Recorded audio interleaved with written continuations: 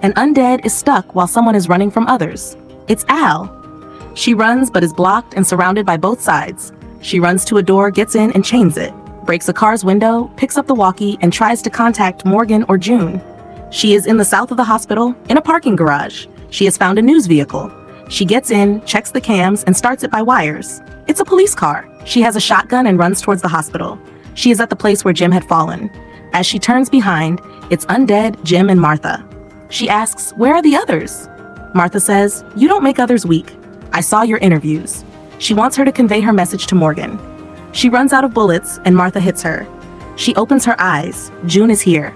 They found her on the road. She tells them about seeing Jim. They're collecting wagons to leave for Virginia. June asks, "What did she say to you?" She says, "She asked me to deliver a message, but I denied." John says, "You have already delivered. She recorded it." Morgan watches it. She is still on the rot to make him stronger. Day converts to dark. On their fire camp, upon asking, Morgan tells that it's called Alexandria, and there's a few other places. Al says, "Which has a king and a pet tiger?" Lucy has found a truck full of petrol. Morgan suggests first meeting at Polar Bear's truck stop to pick up boxes, and on their way, they will keep them at mile markers. John is here to take Morgan's place for duty to keep an eye. John says, "I know your intention." Morgan says, "She's dying, John. She thinks that after dying we become stronger, as he understands her since he used to be the same." Morgan gives John a guide to Alexandria while he'll go alone. John says, "You almost got killed doing such a thing before, and now again?"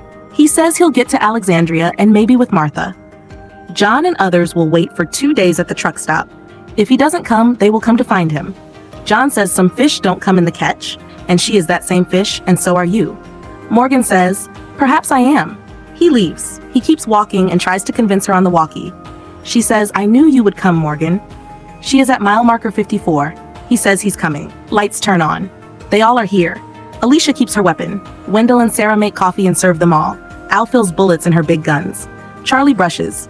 Victor says, "Our mansion is waiting for us. We can go whenever we want to." Lucy says, "Let's find something new to live." June smiles at John. He asks, "What?"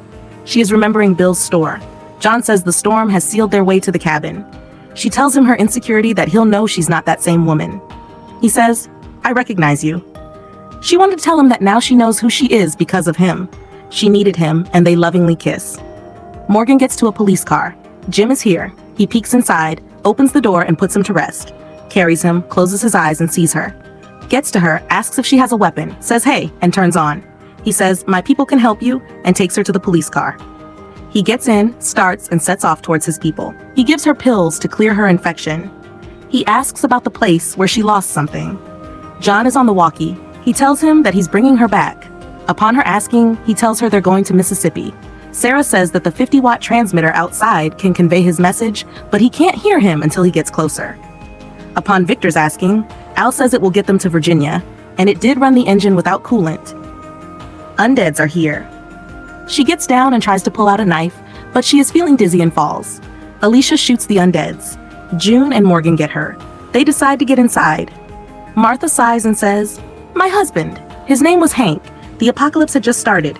They were getting out of the city. She was driving. A vehicle was pulling out from here and there. Someone hit her. Her Hank needed help. She stood on the road and kept asking for help, but nobody stopped to help her." He says, "I know what you're thinking, but it's not true. You're stuck." June tells Morgan that Al and all of them are sick. Something is wrong here. She can't hear him, but she has heard. He speeds up and asks her to hang tight. As he gives her pills with one hand, she pulls him, and the car gets into an accident. She says, "I told you I'd make you stronger." She writes something on his forehead. He gets up, and she's here. He says, "Our end should not be like this." She says, "It'll be like this. You can't help them now." She wants him to either kill her, or she will kill him. June radios that he needs to come quicker. Whatever it is, it's increasing. Undeads have gathered outside, and all of them are on the ground. June gets to take a water bottle and notices that their seals are broken. Martha has poisoned them. June lets Morgan know. She admits it.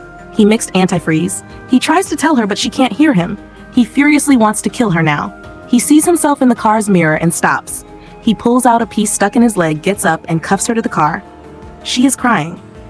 She says it shouldn't end like this. He leaves. He keeps walking on foot. Tries to contact them. He keeps going and keeps trying to contact them. He finds a car, turns it on by wires, and drives. Al is sweaty. He takes a specific tape, turns it on the camera, and watches. The car is out of fuel, and he walks again but now falls. He is not able to get up. Al is in emotions of past memories. He tries on the radio. Al can hear noise on the radio. She gets to it and attends to Morgan. He can hear her, but she still can't hear him. Now she can hear him. He tells them about antifreeze. June says ethanol is its antidote. There's a truck full of ethanol outside. Morgan says he's coming. June attracts them, Al opens the door, and they start their action. They kill and proceed. There's more, and a lot.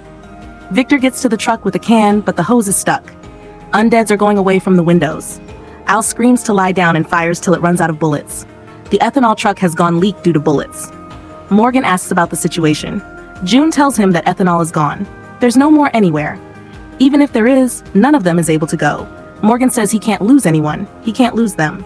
John says you're the strongest person he has seen. The signal cuts. He throws the walkie. Kills undeads in slight anger. They are almost passing out. Al records her message for whoever will see it to keep those tapes safe. Victor says, as I tried to stop dying by drinking, I succeeded.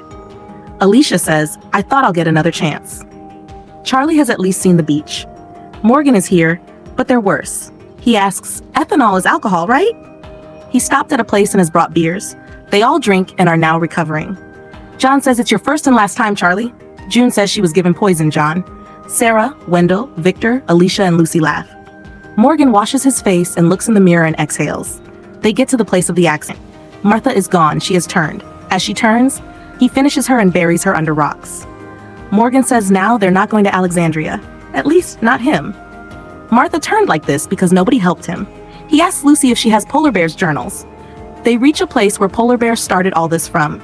It's a dam and used to be a denim factory. He had turned it into a shop.